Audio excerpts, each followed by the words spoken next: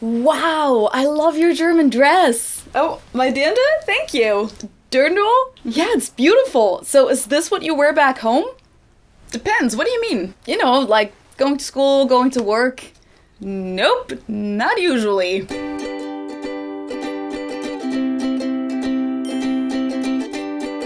Hello, servus, and welcome back to my YouTube channel. My name is Feli. I'm originally from Munich, Germany, but I've been living in Cincinnati, Ohio on and off since 2016. And as a German living in the US, especially coming from Bavaria, questions about Dirndls and Lederhosen are pretty much part of my everyday life. Okay, I don't get asked about them that much, but it comes up. And since I'm actually in Munich right now for a visit, and it's Maifest season on top of that, I thought this would be the perfect time to answer all of those questions once and for all. And if, against all expectations, you still have a question left at the end of this video, just put it in the comments below and I, or maybe another German viewer, will answer it. And if you're wondering where you can buy beautiful, authentic Dirndls in the US, stay tuned till the end of the video. So I found that most people in the US and around the world are somewhat familiar with this term. Hi, sir, can we interrupt for a second? Yo, what's up? So what do you think of when you hear Germany? Germany, huh? I'd probably say beer for sure. Cars, they're cool, they're fast. And Lederhosen. That's what they wear, right? So, yeah. But it's usually a little mispronounced. We pronounce it Lederhosen. Lederhosen. Leder means leather and Hosen means pants. And since in standard German, pants are actually referred to in the singular and not the plural like in English, the correct form is technically die Lederhose for one. Die Lederhosen with an N would mean that there are at least two of them. In Bavarian dialect, however, people do refer to pants in the plural, so die Lederhosen for just one does work in Bavarian. And then we have the dress, of course. I found that this word is a little less well known, but it's definitely just as important, and it's pronounced Dirndl. Even though, yes, I know, I just mispronounced it a few times myself, but it's just weird to say the English plural form Dirndls with a German pronunciation, because in German, it's one Dirndl and two Dirndl, no S. So that's how I'll use the term for the rest of the video. The word goes back to the Bavarian dialect term Dirn. This also exists in old-fashioned standard German as Dirne, which used to refer to a young woman, usually a maid or farmer's woman. And their dress was referred to as Dirndlgewand, so the dress of a Dirn, but then over time became abbreviated to Dirndl. Lederhosen and Dirndl together are referred to as Tracht, which in German is an overall term for traditional clothing. Not only Bavarian traditional clothing. It could also be traditional clothing from other regions in Germany, like Hessen or Thüringen, for example, or from other countries like Hungary or France. But when we speak of Tracht around here in Munich, we do usually mean Dirndl and Lederhosen, aka Bayerische Tracht, Bavarian Tracht. Which leads me to one of the most common questions about this topic, and that is, do people in Bavaria still wear Dirndl and Lederhosen today? The answer is yes and no. For the most part, if you come to Munich or any other town in Bavaria, you probably won't see people walk around in Tracht in their everyday life. You'll just see people wear jeans, t-shirts, and sweaters. So regular modern street clothes. But this doesn't mean that Trachten aren't worn here at all anymore. If you've ever visited or have seen a photo of the Munich Oktoberfest, you probably noticed that it's full of Dirndl and Lederhosen. The reason for this is that Trachten are still worn for special occasions, like Volksfeste, folk festivals such as the Munich Oktoberfest or local Maifeste, but also sometimes for celebrations like birthdays, weddings, and church events such as baptisms, first communions, or confirmations. Overall, though, you'll see this much more in rural areas where people might wear their Tracht several times a month than in cities where some people only own a Tracht so that they can wear it to beer fests, and many people don't own a Tracht at all. So the stereotype of all Germans wearing Dirndl and Lederhosen every day is definitely wrong, but At the same time, you might come across an older person on the countryside who does wear it as their everyday clothing. One thing that is very important to clarify in this context, though, is that Dirndl and Lederhosen are not an overall German thing, but they're specific to southern Germany, mainly the state of Bavaria, as well as Austria and South Tyrol in Italy. And even within those regions, a lot of places have their own historical Tracht that has unique features. Although there is something like a dominant style of Bavarian Tracht that has become the default all over the place, but I'll get to that later. In the last 20 to 30 years, Trachten have actually undergone a revival here, and you can find countless stores and fashion brands who sell them in all kinds of colors, fabrics, and varieties. What's interesting though is that the Bavarian Tracht isn't actually as traditional as you would think, and this is something that I wasn't aware of myself. So let's dive into some history.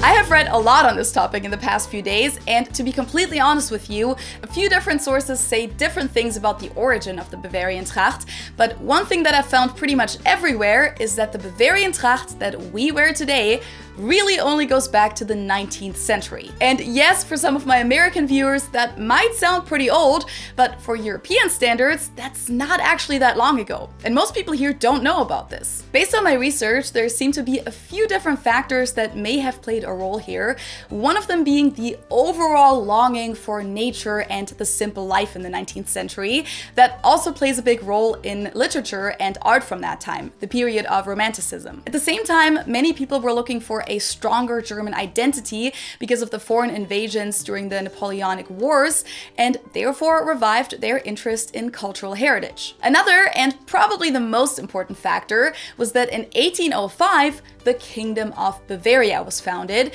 which included people from different cultural regions, such as Franconians, Palatinids, Swabians, and Bavarians, who didn't actually share a mutual cultural identity. In order to form a unified Bavarian identity, the reigning Wittelsbach family pretty much created a Tracht for the entire kingdom that they heavily promoted. They themselves swore to public events from time to time, and they even made it officially suitable clothing at royal court. This caught on in the neighboring empire of Austria as well. There are countless pictures of Emperor Franz Josef I, the husband of Empress Sissi, wearing Lederhosen. Contrary to what the Wittelsbacher family wanted people to believe, Lederhosen weren't actually based on farm clothing though. They would have been way too expensive for that, and not very practical either. They weren't very flexible, hard to clean, and didn't dry quickly after getting wet. Instead, Lederhosen were actually considered hunting gear around 1850, and hunting was usually exclusive to royals. Same goes for the Dirndl. It was a rather upper-class dress that urban people wore when they went on vacation on the countryside or when they wanted to bring the romantic country vibe into their lives, and it was only loosely based on actual farmers' and maids' dresses. The connection between the Munich Oktoberfest and Trachten does actually have a lot of tradition though. Shortly after the Kingdom of Bavaria was established, at the very first Oktoberfest in 1810, the wedding celebration of King Ludwig I and Queen Therese, they had children from all over Bavaria show their local Tracht as part of forming a sense of Bavarian identity. For their silver wedding, the Oktoberfest in 1835, this became an actual big Trachten parade, which later turned into a long-running tradition that we still follow to this day with the official Trachten- and Schützenzug that always takes place on the first Sunday of Oktoberfest. And the Wittelsbachers' plan worked. Both city folk and country people picked up on the trend and started to wear the new Bavarian Tracht. And towards the end of the 19th century, several Trachtenvereine were founded, Trachten associations or clubs, who each had their own Tracht that they wanted to preserve. Today, you can still differentiate between the Werdenfelser, Inntaler, Chiemgauer, Berchtesgadener, Isarwinkler, and Miesbacher Tracht in Bavaria, with the last one being the one that we were today. Trachtenvereine still exist to this day, by the way. There are over 300 of them in all of Bavaria, with over 160,000 members who do traditional dances such as polka or the famous Schuhplattler, host events, go on trips, and of course wear their Trachten. After its initial hype in the 19th century, the Bavarian Tracht was repeatedly instrumentalized and politicized over the course of the 20th century by Bürgerwehren, self-defense militias, and Bavarian monarchists in the Weimar Republic, and then by the Nazis, who made it an important part of their propaganda. They coordinated the Trachten clubs, tried to turn Dirndl and Lederhosen into a symbol of an overall German identity,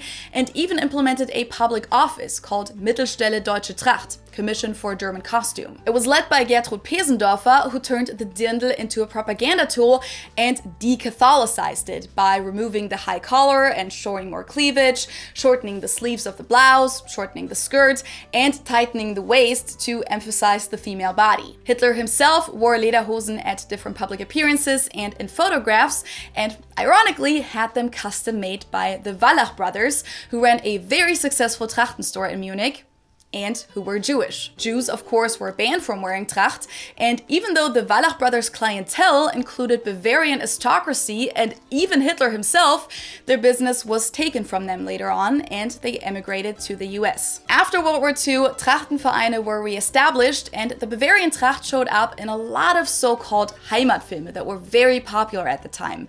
Movies that often took place in rural alpine regions, and through movies like Im Weißen Rössel, The White Horse Inn, or The Sound of Music, the Bavarian Tracht even became popular internationally. And even at the 1972 Summer Olympics here in Munich, the hostesses wore specially designed Dirndls for the whole world to see. The Bavarian Tracht became a symbol for German culture all over the world and an important tool to attract tourists. In everyday life, however, it was considered rather conservative in post-war Germany, often still associated with the Nazi regime, and wasn't even worn to traditional beer fests, including Oktoberfest, with the exception of waiters and waitresses. If you went to Oktoberfest in the 70s, for example, you saw nothing but suits, t-shirts, and 70s fashion. But in the last 20 to 30 years, since the 90s, Bavarian Tracht has become very popular again across all generations, which is why the majority of people do in fact wear their Dirndl and Lederhosen to Oktoberfest and other folk festivals today. And this isn't limited to locals. Even people from other parts of Germany and tourists from abroad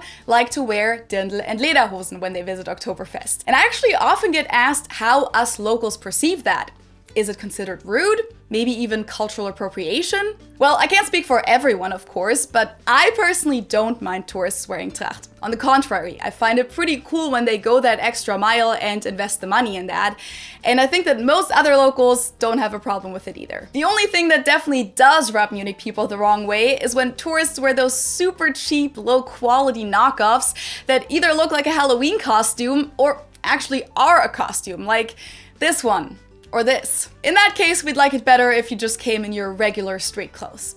Don't do this. So when you come to Munich for Oktoberfest, stay away from the touristy stores by the Munich train station. There are plenty of Trachten stores all over the city where you can get proper Dirndl and Lederhosen. Just keep in mind that Trachten are festive clothing and won't necessarily be cheap. Lederhosen typically start at around 150 euros and go up to whatever you're willing to pay, but they do usually last a lifetime, and Dirndl tend to be a little cheaper, starting at around 100 euros. And for those of you who are like, great, except I'm not going to be in Munich anytime soon, but I would still really like to get a real Dirndl, I have a solution for you. It's called Rare Dirndl, is run by the amazing Erika Neumeier, and is located not in Munich, but in the US, in Chicago. I know that there's a big demand for this because every time I wear my Dirndl to a German festival in Cincinnati, I get so many questions as to where I bought it. And then of course, people are kind of disappointed when I say that I got it in Munich because they would like to get one too,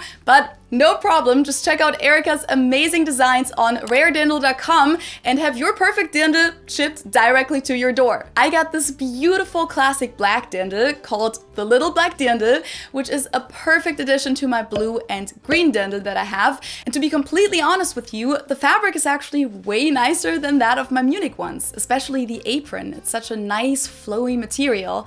And I got this beautiful high-cut lace blouse with it, which I've been wanting to get for a while now because this style has been super trendy these past few years, but she also has the classic low-cut blouses, of course, and dirndls of all shapes and colors. So if you want to get your own dirndl for all of the Maifests, Schützenfests, and Oktoberfests taking place all over the US this year, you can use my code FELI10 for 10% off your first order.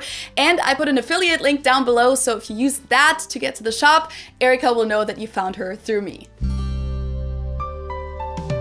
Last but not least, here are some practical tips and notes that might come in handy when you actually do wear a Tracht yourself. First of all, if your Lederhosen feels a little too tight at first, don't worry, you'll have to break them in a little, and once you do, they'll be much more comfy. Number 2, Lederhosen traditionally come with suspenders, but a lot of guys nowadays prefer wearing them without them, so that's totally an option too. If you want to, you can go for the whole outfit, including the shoes, socks, jacket, and hat, but it's not a must. Many locals combine their Lederhosen with sneakers and other normal clothing too. One thing that you'll definitely need though is a white or colored plaid shirt that goes with it, preferably long sleeve. When it comes to wearing a dirndl, the nicest way to wear them is with a pair of heels, but keep in mind that Oktoberfest, or Wiesen as us locals call it, comes with a lot of walking, standing around, and dancing on the benches, so make sure that your heels aren't too high. Alternatively, it's okay to wear ballerina flats, flat boots, or even white or other simple sneakers with your dirndl. I'm sure some people disagree with me on this one, but you'll see locals do this all the time, and you should feel comfortable too. In case you were wondering how the locals get their cleavage look so nice, there is a thing called Dirndl bras, which are super push-up bras basically, but they're definitely not a must. I don't own one, for example, and it's totally up to you how much cleavage you want to show. And last, but certainly not least, how do you tie your apron bow?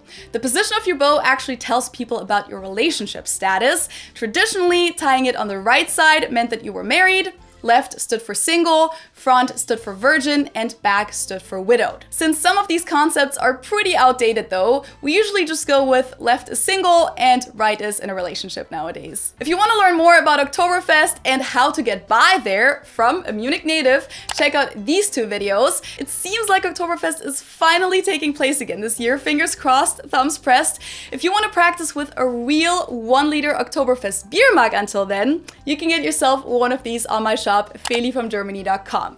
And if you want to learn more about how to pronounce German beer brands, check out this video. You can find all the links up here on the little I and down below in the info box. Thank you guys so much for watching. If you enjoyed this video, don't forget to subscribe to my channel for free and hit the thumbs up button, and follow my other social media channels for more content and insights into my life. And if you want to support me with a little tip, check out my Patreon page, buy me a coffee, or hit the super thanks button down below.